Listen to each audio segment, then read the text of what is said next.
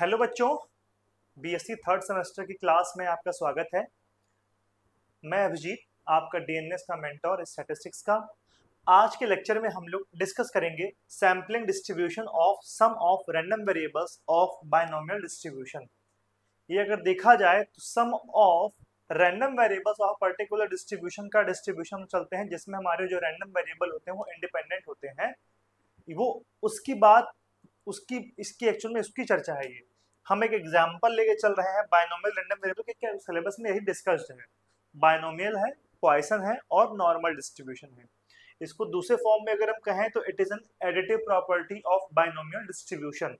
ठीक है ना, ये एडिटिव प्रॉपर्टी है, बस उसको सैम्पलिंग डिस्ट्रीब्यूशन के मतलब की फॉर्म से देखा जा रहा है।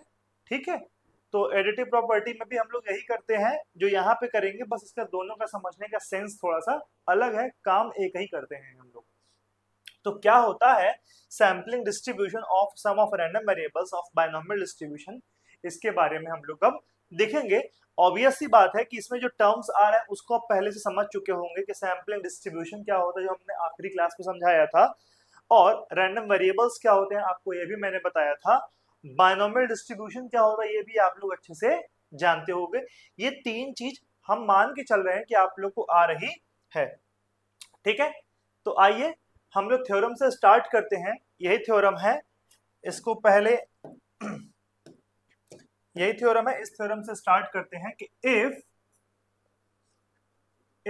x1 x2 xn,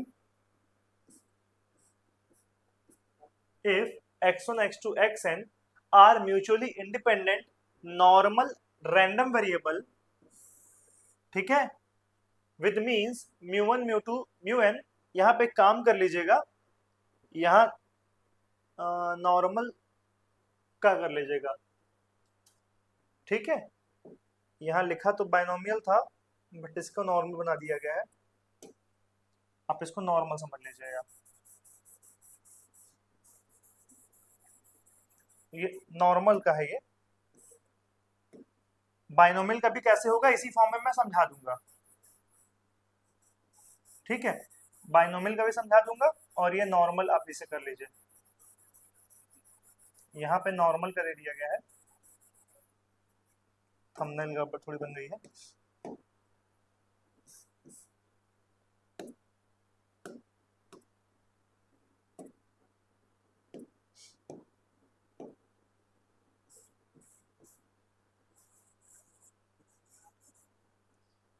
normal distribution, ठीक है, नॉर्मल डिस्ट्रीब्यूशन का बनाना है यहाँ पे कि if x1 x2 xn are independent random variable from normal distribution, from normal distribution, या फिर बोल सकते हैं कि are mutually independent normal random variable, मतलब कि हर एक जो रैंडम वेरिएबल है, हर एक जो रैंडम वेरिएबल है वो किसको फॉलो कर रहा है, नॉर्मल डिस्ट्रीब्यूशन को फॉलो कर रहा है, with mean mu I and variance sigma square i. ये वही है, with mean mu one mu two mu n and variance sigma 1 square, sigma 2 square and sigma 3 square. ठीक है, ये इसी की बात यहाँ पे की जा रही है। ठीक है, इसको थोड़ा सा सही कर देता हूं मैं, फिर उसके बाद आप लोग को समझाता हूँ। ये जो टाइप करता है वो नॉन मैथमेटिक्स बैकग्राउंड का है ना, तो इन दोनों में अंतर नहीं समझ। हाँ, तो x1 x2 xn are mutually independent normal random variable with means mu one mu two and mu n and variances sigma 1 square, sigma 2 square, sigma n square and then linear combination, then linear combination, ये linear combination, then linear combination, ये एक तरह से देखो तो additive property का एक generalised form है, क्योंकि एडिटिव प्रॉपर्टी में हमारे पास लीनियर कॉम्बिनेशन की बात, लीनियर कॉम्बिनेशन मतलब जो कि एडिटिव रैंडम वेरिएबल होती है वो भी एक लीनियर कॉम्बिनेशन होता है, बस एक पर्टिकुलर फॉर्म होता है वो। इसको मैं आप लोग को एग्जाम्पल के थ्रू समझाने की कोशिश करता हूँ। जैसे एडिटिव प्रॉपर्टी में क्या होती है कि x1 plus x2 plus something xn, ये क्या है, एडिटिव प्रॉपर्टी ये होती है। यहाँ पे हम लोग लीनियर कॉम्बिनेशन की बात नहीं करते, ये भी एक लीनियर कॉम्बिनेशन जहाँ पे हर एक कोफिशिएंट जो xi का है वो 1 है। बट अगर हम इसके जगह पे ऐसी चर्चा करने लगे कि c1 x1 plus c2 x2 plus dot dot cn xn, ये क्या हो गया, एक लीनियर कॉम्बिनेशन हो गया। ठीक है, अगर हम c1 c2 cn की वैल्यू 1 कर लेंगे तो यहाँ पे हमारा सम ऑफ रैंडम वेरिएबल हो जाएगा, और ये क्या है, एडिटिव, वो लीनियर कॉम्बिनेशन है एक्चुअल में। ठीक है, तो देन लीनियर कॉम्बिनेशन यहाँ क्या हो जाएगा, इसका लीनियर कॉम्बिनेशन क्या हो जाएगा, इसको यार फिर से मैं सही कर देता हूँ।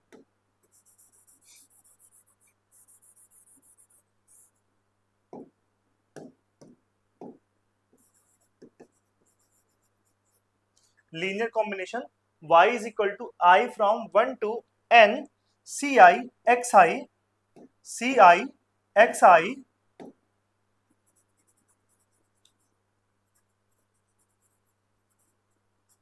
ci xi। ठीक है, इसका जो डिस्ट्रीब्यूशन होगा वो भी नॉर्मल होगा। ठीक है, विद मीन क्या होगा, विद मीन आपका हो जाएगा summation i from 1 to n C I mu I and variance हो जाएगा सी आई स्क्वायर सिग्मा आई स्क्वायर। ये कहने वाला, साफ शब्दों में कहें कि अगर हमारा x1 x2 xn फॉलो कर रहा है normal with mean mu I, जहां पे हमारा क्या हो जाएगा i from 1 to n and variance sigma I square i from 1 to n, ये है इंडेक्सेस। ठीक है, और ये सब के सब इंडिपेंडेंट है। ठीक है, ये सब के सब क्या है, इंडिपेंडेंट है। इंडिपेंडेंट मतलब कोवेरियंस वेक्टर हमारे यहाँ पे क्या होंगे, 0 होंगे। ऑब्वियस सी बात बोल दी गई है, ये स्पेशल वर्ड है इंडिपेंडेंट, इंडिपेंडेंट है इसीलिए। तो हमारा जो समेशन सी आई एक्स आई का जो डिस्ट्रीब्यूशन होगा आई फ्रॉम 1 टू n, ये भी फॉलो करेगा नॉर्मल डिस्ट्रीब्यूशन को with mean C I mu I and variance में यहाँ पे समेशन, और यहाँ पे वेरियंस में क्या हो जाएगा समेशन सी आई स्क्वायर सिग्मा आई स्क्वायर, ये होती है। अब अगर हम कहें कि C1 C2 Cn की वैल्यू अगर हम 1 कर ले, Ci सारा हम 1 कर लेंगे, तो ये सम ऑफ रैंडम वेरिएबल का फॉर्म बन जाएगा। क्यों, क्योंकि उस केस में समेशन xi का जो डिस्ट्रीब्यूशन हो जाएगा वो नॉर्मल समेशन म्यू आई और समेशन सिग्मा आई स्क्वायर हो जाएगा। और अगर सारे x1 x2 xn सारे अगर सेम हो जाएंगे तो उस केस में जो हमारा ये आइडेंटिकल हो जाएंगे, मतलब पैरामीटर सारे हमारे क्या हो जाएंगे, अगर ये सारे रैंडम वेरिएबल आइडेंटिकल हो जाएगा x1 x2 जो xn आइडेंटिकल हो जाएंगे, मतलब सबके जो पैरामीटर हैं, सबके जो मीन वेरिएंस सबके सेम हो जाएंगे। तो ये हमारा म्यू आई मतलब mu one is equal to mu two is equal to mu N is equal to mu हो जाएगा, और इसी को एन बार जोड़ोगे तो ये हो जाएगा एन म्यू, और ये हो जाएगा एन सिग्मा स्क्वायर। ये इसका पूरा कहने का मतलब था, कहानी। ठीक है ना, तो ये होती है लीनियर कॉम्बिनेशन। लीनियर कॉम्बिनेशन कहने का मतलब है कि हमारे पास ढेर सारे x1 x2 xn है।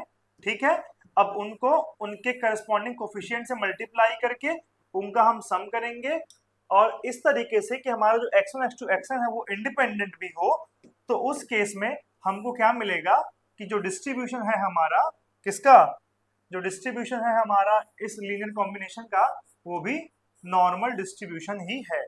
ठीक है, ये बात यहाँ पे कही जाती है। ठीक, तो आई थिंक हम लोग आपको इतनी बात समझ में आ गई होगी। ठीक है अब इस बात को हम लोग अब एक एक करके प्रूफ करेंगे कि क्या है और कैसे ये हो रहा है, और इसी से फिर हम लोग आगे बहुत सारे रिजल्ट प्रूफ कर सकते हैं। इसी तरीके से बाइनोमियल का भी प्रूफ हो जाएगा, जिसका थंबनेल मैंने स्टार्टिंग में बना करके दिया था। ठीक है, तो आइए अब हम लोग स्टार्ट करते हैं प्रूफ के लिए। ये अभी तक बात आप लोग उतनी समझ में आ गई होगी, ये थ्योरम है। अब बाइनोमियल केस में क्या होगा कि सपोज कर लीजिए कि x1 x2 xn are independent binomial random variable with parameter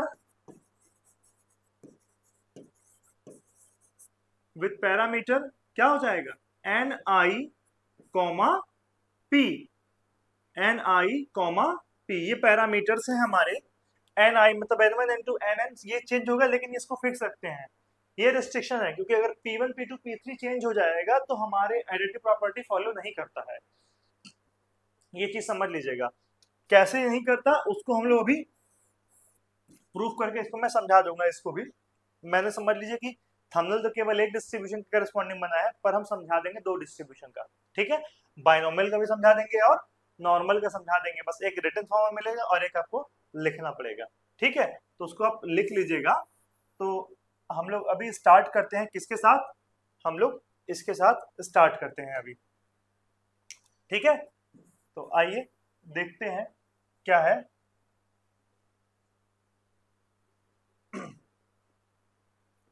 तो अभी हम लोग बीएससी बायोलॉजी, मैथमेटिक्स, एग्रीकल्चर और बीकॉम की नवोदय बैच स्टार्ट हो गई है, जिसको आप देख सकते हो, जिसकी ऑफर प्राइस इस समय जो 5000 थी वो 1250 रुपए है। और उस पर भी अगर आप DNS2 का कूपन कोड लगाएंगे तो 20% एक्स्ट्रा आपको डिस्काउंट मिलेगा। मतलब ओवरऑल देखा जाए तो आपको 1000 में ये फीस मिल जाएगी, जिसमें आपके चारों मतलब कि पेपर जो है मेजर और माइनर दोनों मिला के जो चारों पेपर है वो आपको पढ़ाए जाएंगे। और आपको प्रॉपर नोट्स भी दिया जाएगा, जो कि आप फ्री स्टडी मटेरियल वाले सेक्शन से DNS एजुकेटर ऐप डाउनलोड करने के बाद आप ले सकते हो। और उस कोर्स के जो फीचर होंगे, ऑनलाइन इंटरैक्टिव क्लास उसमें होंगे, लाइव डाउट क्लास रहेगा, class plus hand written notes मिलेगा, जो मैं बोल ही रहा था। PYQ भी कराए जाएंगे उतने में, आपको one shot revision unit wise भी आपका रहेगा।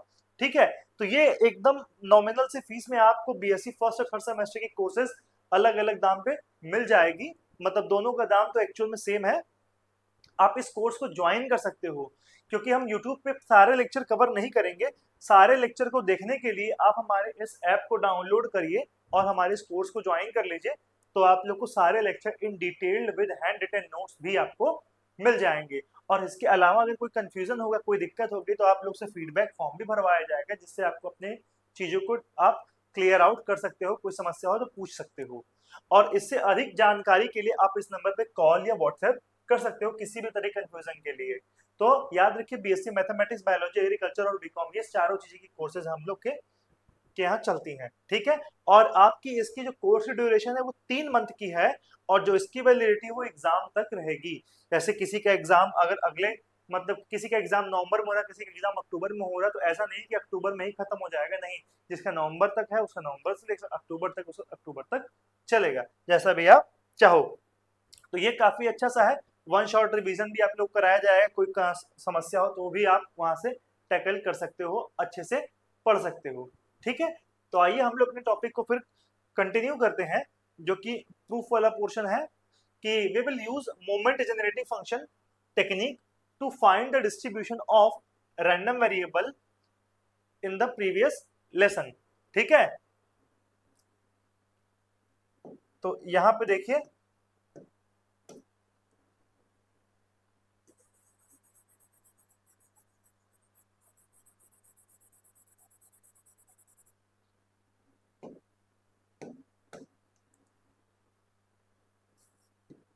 रैंडम वेरिएबल, एक minute, find the distribution of y, यहाँ y लिख सकते हैं, find the distribution of y in the previous lesson. ठीक है, ये थोड़े मोड़े करेक्शन तो हम जान ही रहे थे, मैथ में आएगा तो दिक्कत तो होगा। y in the previous lesson, जो कि हमने थ्योरम पढ़ा है, we learn that moment generating function of the linear combination of independent random variables x1 x2 xn इस फॉर्म में होता है। ये कैसे होता है पहले देख लीजिए कि mxt मोमेंट जनरेटिव फंक्शन किसी रैंडम वेरिएबल में डिफाइन कैसे होता है। हमारा mxt इज इक्वल टू होता है expected value of e to the power tx, expected value of e to the power, expectation of e to the power tx, जहां पे जो t की रेंज है कोई स्पेसिफिक मान लेते t1 से लेकर के या फिर -h से लेके +h तक हमारी रहनी चाहिए। t एक पर्टिकुलर रेंज में हमारा रहेगा, उसी के लिए एग्जिस्ट करेगा। अब ये बात क्या है ये मैं समझाऊंगा। और प्रोवाइडेड की हमारी एक्सपेक्टेड वैल्यू क्या होनी चाहिए, एग्जिस्ट करनी चाहिए। इसका मतलब क्या है, या फिर इसको H1 कर लीजिए, इसको H2 कर लीजिए।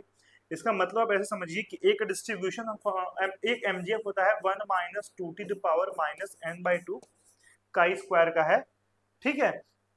इसको अगर आप समझिए कि ये क्या है, तो यहाँ पे जो टी की रेंज होगी वो क्या होनी चाहिए, टी की ऐसी क्या वैल्यू होगी जिससे इसकी वैल्यू 0 हो जाएगी, तो एग्जिस्ट ही नहीं करेगा ना। तो उस केस में हमारा जो 1 माइनस 2t है वो ग्रेटर देन 0 होना चाहिए, मतलब 1 इज ग्रेटर देन 2t, तो t इज लेसर इक्वल टू हमारा 1 बाई 2 अगर होगा तो ही हमारा लेस देन होगा, लेसर इक्वल टू नहीं, लेस देन केवल, अगर t अगर लेस देन 1 बाई 2 होगा तो ही हमारी ये सिचुएशन फॉलो होगी, तभी हमारा एमजीएफ एग्जिस्ट करेगा। तो ये जो t की रेंज हम लोग डिसाइड करें ना, इसी बेसिस पे ही डिसाइड करते हैं, ठीक है ना। t की वैल्यू हमारी 1 बाई 2 से छोटी होनी थी तो ही हमारी एमजीएफ एग्जिस्ट करेगी, अदरवाइज एग्जिस्ट नहीं करेगी। तो इसी रेंज को यहाँ पे ऐसे डिफाइन करने के लिए हम लोग यहाँ डिस्कस करते हैं। तो ये एमजीएफ होता है, और हमारी एक्सपेक्टेड वैल्यू भी एग्जिस्ट करनी चाहिए जो कि हम यहाँ पे डिफाइन किए हैं, क्योंकि कभी कभी होता क्या है कि एमजीएफ एग्जिस्ट भी नहीं करता है। तो कुछ प्रॉपर्टीज मैंने आप लोगों को प्रीवियस लेक्चर में पढ़ाए थे, जो बच्चे पढ़े थे उनके लिए भी है, और जो बच्चे नहीं पढ़े तो हो सकता है मैं मान के चल रहा हूँ जानते हैं, अगर नहीं जानते तो बता देते हैं कि एमजीएफ की कुछ डिमेरिट्स भी क्या है। कभी कभी एमजीएफ एग्जिस्ट करता है लेकिन उससे मोमेंट नहीं निकलता है, कभी कभी एमजीएफ एग्जिस्ट, अगर मोमेंट एग्जिस्ट करता है लेकिन एमजीएफ उसका एग्जिस्ट नहीं करता है। कभी कभी क्या होता है कि न एमजीएफ एग्जिस्ट करता है ना मोमेंट एग्जिस्ट करता है। तो ये तीन डिमेरिट हमारे हैं, ये तीन सिचुएशन है एमजीएफ से रिलेटेड। तो यहाँ पे क्या है, यहाँ पे हमारा एमजीएफ एग्जिस्ट करना चाहिए और उससे मोमेंट भी आराम से आप निकाल लोगे। तो ऐसे डिस्ट्रीब्यूशन यहाँ पे चूज किया है, जैसे बायनॉर्मल डिस्ट्रीब्यूशन का भी एमजीएफ एग्जिस्ट करता है, नॉर्मल का भी एग्जिस्ट करता है, पॉइसन का भी एग्जिस्ट करता है, ज्योमेट्री का भी एग्जिस्ट करता है, और अगर आप हाइपर ज्योमेट्री का नहीं करता है, गामा का करता है, एक्सपोनेंशियल का करता है, ठीक है ना। ये सब ऐसे डिस्ट्रीब्यूशन का करता है। काई स्क्वायर डिस्ट्रीब्यूशन का भी मोमेंट जेनेरेटिव फंक्शन एग्जिस्ट करता है। बीटा डिस्ट्रीब्यूशन दोनों काइंड का नहीं करता है, एफ डिस्ट्रीब्यूशन का नहीं करता है, ठीक है, हाइपर ज्योमेट्रिक का नहीं करता है, मल्टीनोमियल का करता है। ये ऐसे हमारे पर्टिकुलर डिस्ट्रीब्यूशन जिनका एमजीएफ एग्जिस्ट करता है, कुछ का नहीं करता। तो यहाँ नॉर्मल है करता है, यूनिफॉर्म का भी करता है, ठीक है। तो ये हमारे पास प्रॉपर्टी है कि सम ऑफ रैंडम वेरिएबल हमारे इस तरीके से होते हैं। तो पहले एक और फॉर्म आप यहाँ पे समझिए कि अगर हमारे पास कोई रैंडम वेरिएबल x है, ये सारी प्रॉपर्टी कैसे हो रही समझाने के लिए मैं यहाँ पे काम कर रहा हूँ कि ये कैसे होगा, ठीक है ना।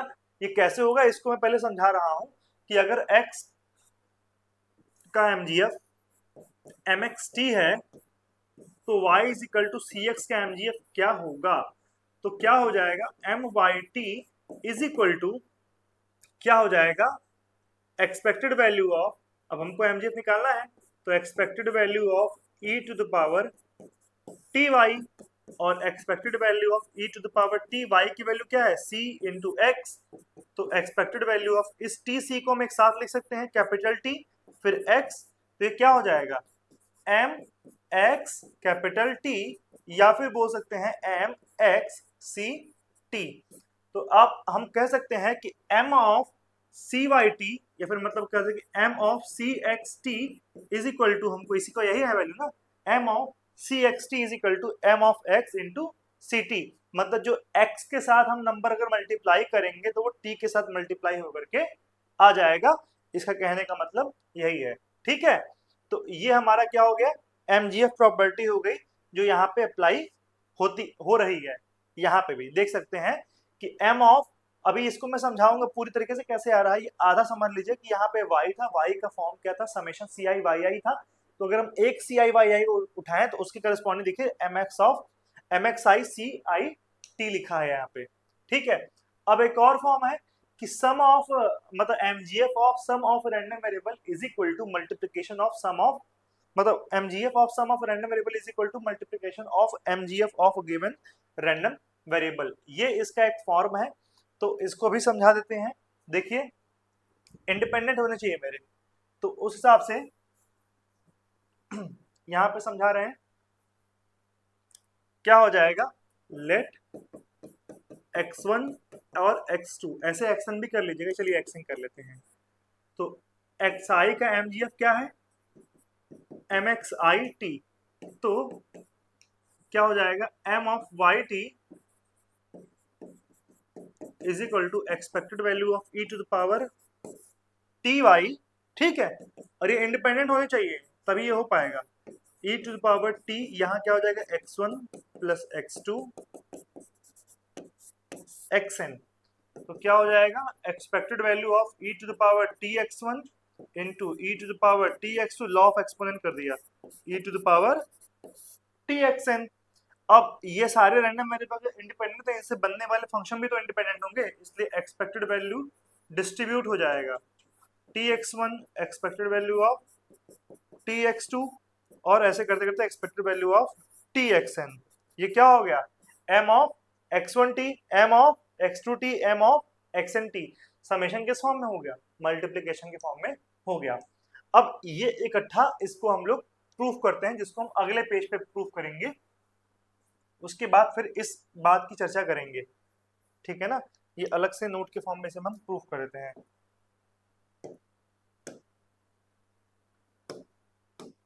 देखिए, given that y is equal to c1 x1 c2 x2 क्या हो जाएगा प्लस cn xn। ये हमारे पास यहाँ पे y is equal to दिया हुआ है, हमको y का mgf लिखना है।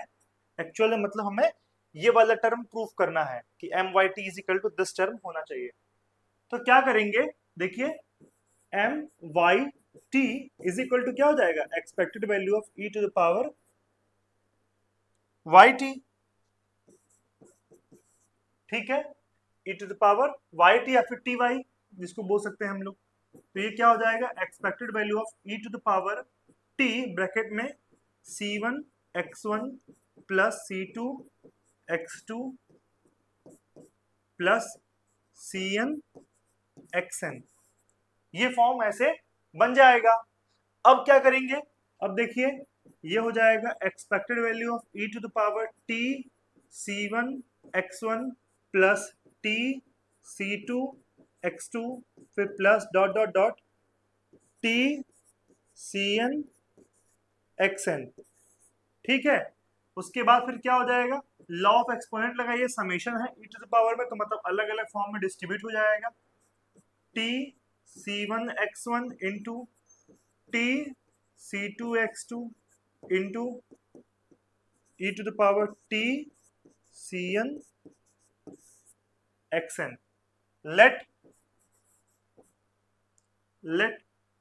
t c i is equal to capital t i लिख सकते हैं हम लोग, इसको लिख सकते हैं ना, कैपिटल t i के फॉर्म में हम लोग इसे लिख सकते हैं। तो ये क्या हो जाएगा, expected value of e to the power t1 x1, ठीक है, into e to the power t2 x2 t2 x2 e to the power tn xn।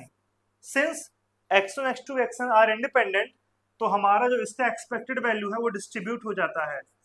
Independent याद है ना, कि अगर हमारे पास x1 और x2 अगर इंडिपेंडेंट है तो expectation of gxy is equal to होता क्या है, expected value of gx into expected value of gy, ऐसे डिस्ट्रीब्यूट हो जाता है इंडिपेंडेंट के केस में, ठीक है। तो ये क्या हो जाएगा, e to the power t1 x1 into e to the power t2 x2 dot dot dot e to the power tn xn। ऐसे हम इसे कर देंगे, और इसको फिर बाय डेफिनेशन क्या लिख सकते हैं, m of x1 t1 m of x2 t2, और ये हो जाएगा m ऑफ xn tn हो जाएगा, ठीक है। और फिर इसको हम और क्या फॉर्म में लिख सकते हैं, इसको लिख सकते हैं multiplication over i from 1 to n m of xi ti। इसको और क्या लिख सकते हैं, m ऑफ एक्स आई, इस टी आई की वैल्यू टी सी आई, यही तो आखिरी पीछे हम लोग रिजल्ट पे देखे हैं, m of x i c i t i from 1 to n m of y t के बराबर है। यही तो हमने यहाँ पे प्रूफ कर दिया। तो ये लाइन यहाँ से आई है, ठीक है, ये लाइन कहाँ से आई है, यहाँ से होकर के आई है, ये फॉर्म यहाँ से आ रहा है, ठीक है। इसका मैं प्रूफ रहने दूंगा आप लोग के नोट्स में।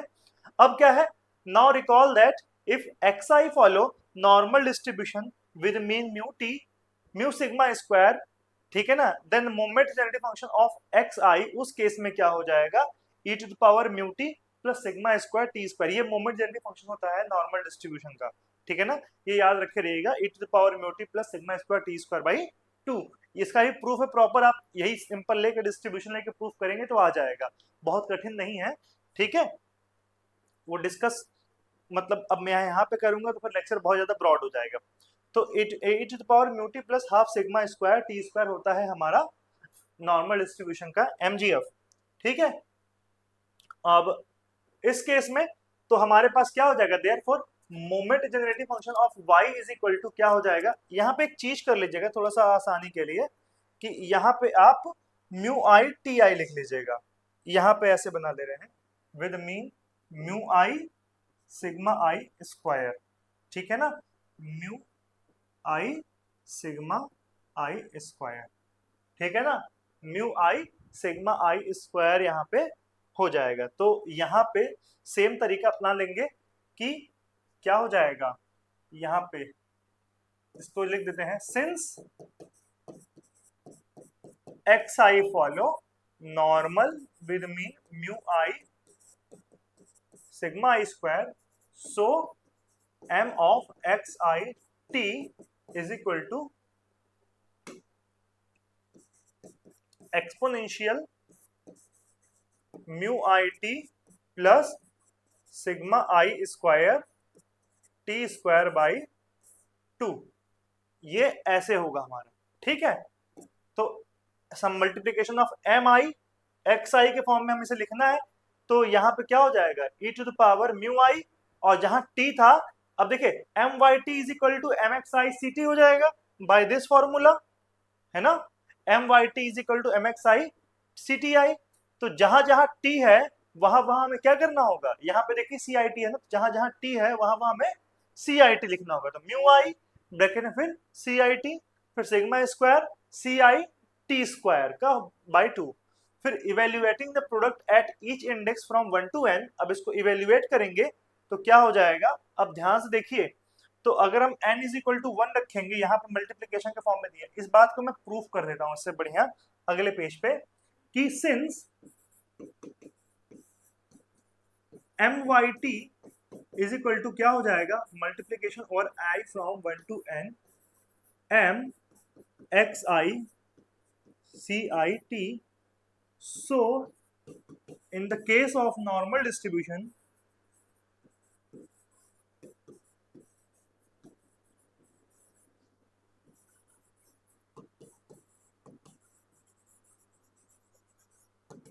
in the case of normal distribution m x I t sorry m x I t is equal to क्या हो जाएगा, पहले इसको लिख देते हैं एम जी एफ एक्सपोनेंशियल क्या हो जाएगा, mu i t plus sigma square t i square by 2, ये होता है, ठीक है।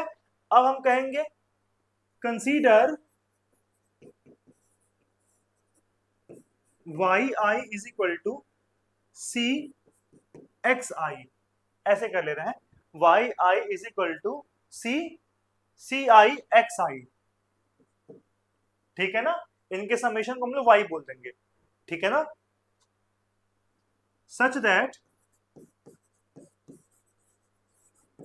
y is equal to y1 y2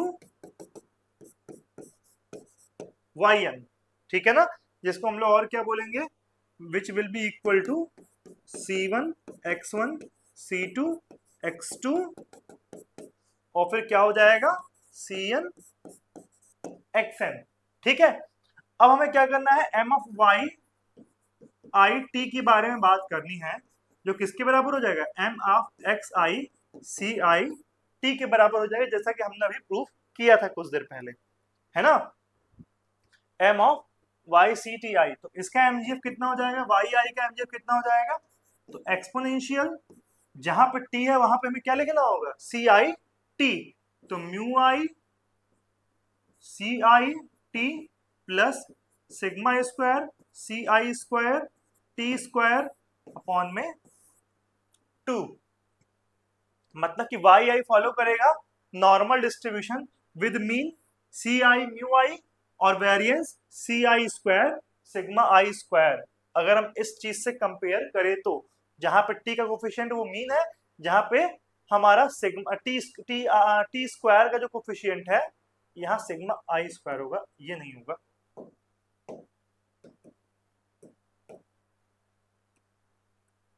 ठीक है, जहां पे t square by two coefficient है वो वेरिएंस है, तो t square by two coefficient कितना हो जाएगा, सिग्मा आई स्क्वायर सी आई स्क्वायर और टी का coefficient mu i c i. तो so m of y t is equal to क्या हो जाएगा हमारा, i from 1 to n m of x i c i t, जैसा कि ऊपर लिखा हुआ है, that is I from 1 to n exponential क्या हो जाएगा, mu i c i T, ठीक है ना, फिर c I square sigma I square t square by 2।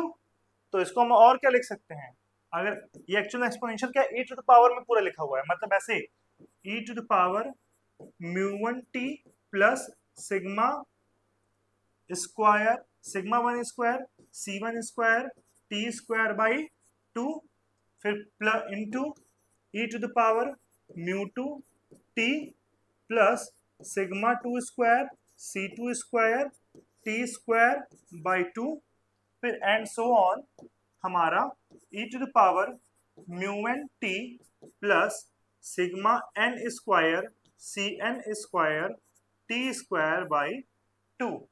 अब ये e के पावर में सारे हैं, बेस सेम है तो पावर क्या हो जाएंगे, ऐड हो जाएंगे, तो सारे पावर ऐड कर ले रहे हैं, मीन वाले टर्म को एक साथ रख लेंगे और वेरिएंस वाले टर्म को एक साथ रख लेंगे, ये क्या हो जाएगा e टू द पावर, ठीक है, यहाँ c1 छूट गया, c1 c2 एंड यहाँ पे cn, ठीक है, तो यहां हो जाएगा आपका t कॉमन कर लेता तो अंदर कितना हो जाएगा, अंदर हो जाएगा आपका c1 mu one plus c2 mu two plus dot dot dot cn mu n plus t square by 2 common कर ले रहे हैं तो अंदर कितना हो जाएगा, c1 square sigma 1 square c2 square sigma 2 square फिर plus dot dot dot cn square sigma n square, ये हो जाएगा e के पावर में, तो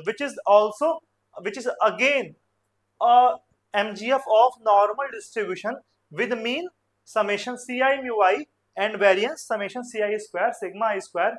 सो we will say that y follow normal summation ci mu i and with mean and variance c sigma i square ci square.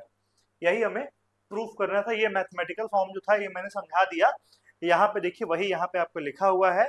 अब इसी को फिर आगे ये तो हमने सॉल्व किया है, इसको फिर इस फॉर्म में ऐसे लिख दिया गया है, again using what we know the exponent and rewriting what we have using summation and we get this form and we have just shown that mgf of y is same as the mgf of normal variable with mean क्या हो जाएगा, summation ci mu i and variance क्या हो जाएगा, summation ci square sigma i square.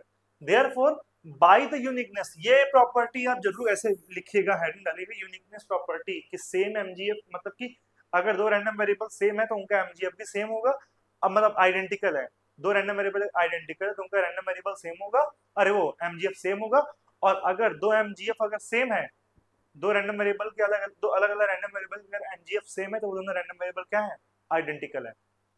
यही बात यहाँ पे की जा रही है कि then by uniqueness property of mgf y must be normally distributed with the said mean, जो कि था हमारा ऊपर summation c I mu I and said variance जो ऊपर हमने कहा है।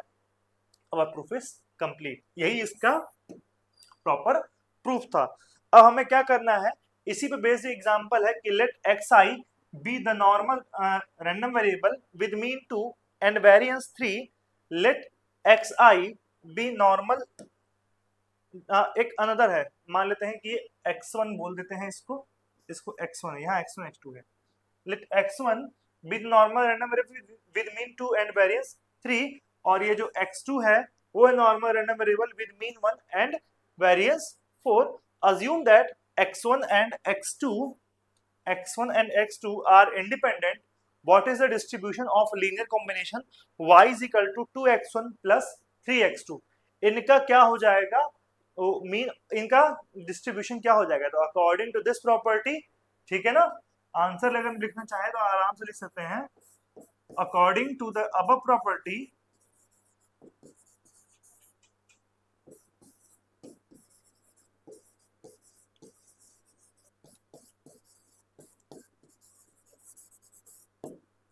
ठीक है ना।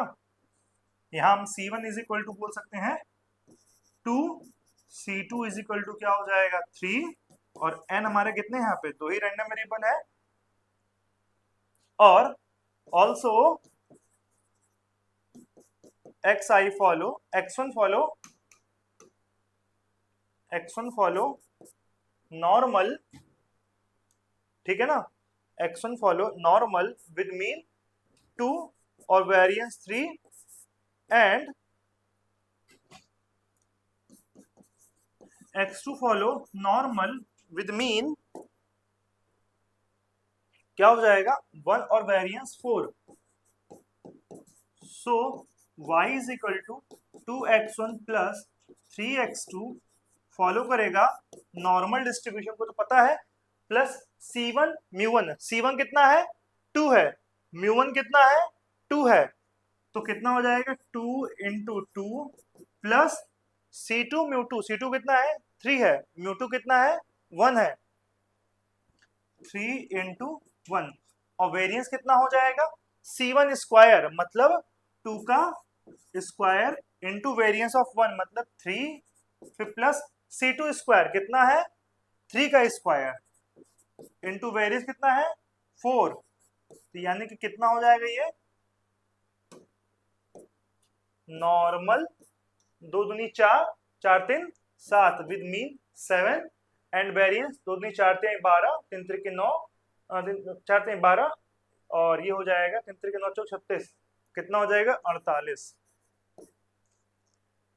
तो नॉर्मल डिस्ट्रीब्यूशन को फॉलो करेगा विद मीन 7 एंड वेरिएंस 48। अब यहाँ से एक्सपेक्टेड वैल्यू भी निकाल सकते हो कि एक्सपेक्टेड वैल्यू ऑफ y कितना हो जाएगा 2 इंटू एक्सपेक्टेशन ऑफ x, जो कि कितना है यहाँ पे 2, 2 2 जा 4, और 3 इंटू एक्सपेक्टेशन ऑफ x2, ये कितना है 1, तो 4 और 3 कितना हो जाएगा 7 हो जाएगा, और वेरिएंस निकालोगे तो यही फॉर्म आके चलेगा। तो ये इसके बेस्ड एग्जाम्पल था, और ये हमारी प्रॉपर्टी थी, और यही हमारी है क्या sampling distribution of sum of independent random variable from normal distribution.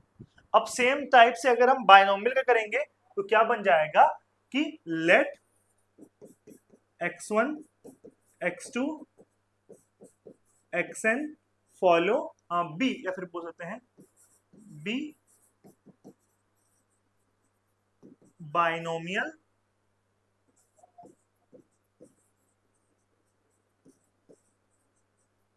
random variables with parameters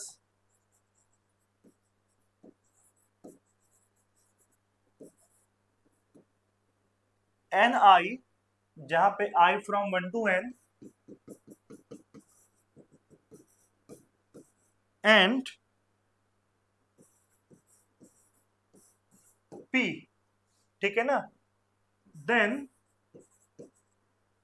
y is equal to c1 x1 c2 x2 plus cn xn will follow binomial distribution.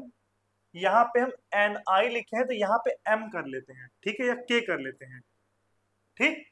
सी के x के कर लेते हैं कि यहाँ पे दो दो एन हो जाएगा। सी के एक्स के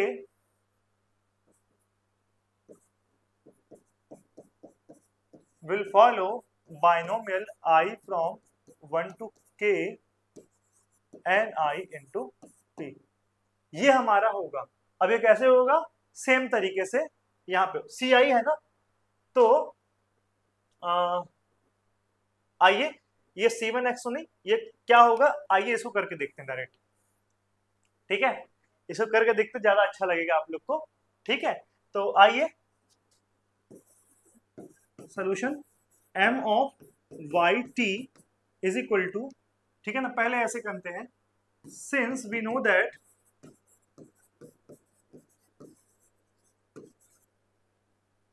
हाँ वैसे वो बात तो सही थी, आइए लेकिन हम लोग करते हैं एमजीएफ में हमारा दिखाना आप लोग को वो है, एमजीएफ दिखाना चाह रहे हैं हम। Since we know that if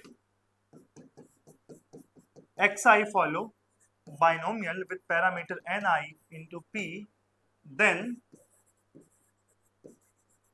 m xit is equal to कितना हो जाएगा? ठीक है, यहां पे लिख सकते हैं where q plus p, q plus p is equal to 1। ये हम पहले लिखना चाह रहे हैं आसानी के लिए, यहाँ पे हम एडजस्ट करें ना, तो क्योंकि 1 minus p is equal to q, फिर 1 minus q is equal to p, तो इसको हम लिख सकते हैं क्या, q plus p e to the power t के पावर एन आई। ये होता है एमजीएफ बाइनोमियल का। So MGF of y is equal to क्या हो जाएगा, ये हो जाएगा multiplication over i from 1 to n m of x i c t, M of x i c t, और ये कितना हो जाएगा, ये हो जाएगा मल्टीप्लीकेशन ओवर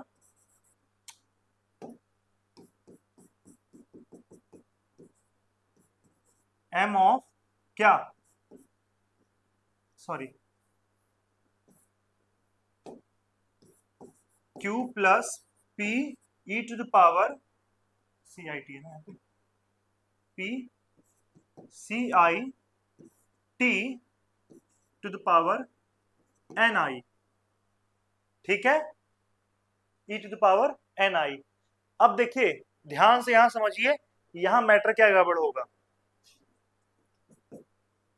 ये हो जाएगा q plus p e to the power C1t, ठीक है, whole to the power n1, ठीक,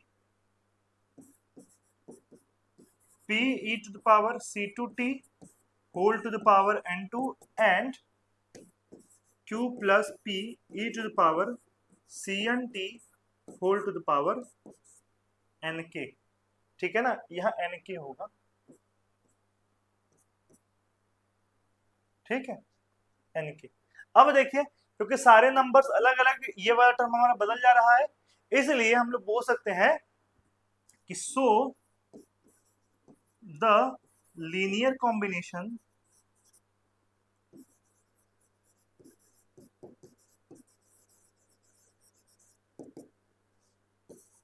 of binomial random variables need not be या फिर not necessarily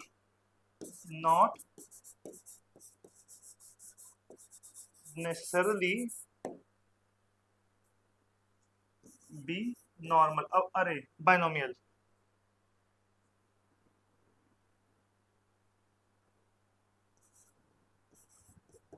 अब आप कहोगे सर नॉट नेसेसरली को, यहाँ पे तो हो ही नहीं रहा है, हो रहा है एक केस में, but if C1 is equal to C2 is equal to CK, then m y t is equal to हो जाएगा Q plus e to the power, यहाँ पे इज इक्वल टू 1 कर ले रहे हैं ना, ठीक है, 1 भी कर लेते हैं, कांस्टेंट ही कर लेते हैं। यहाँ पे is equal to C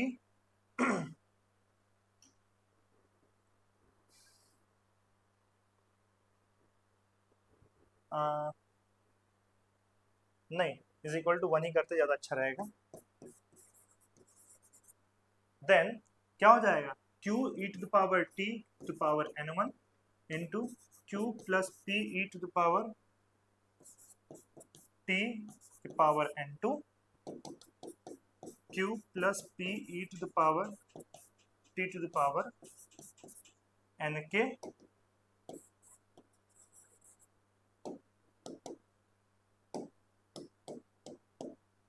is equal to क्या हो जाएगा, q plus p e to the power t summation n I, which is again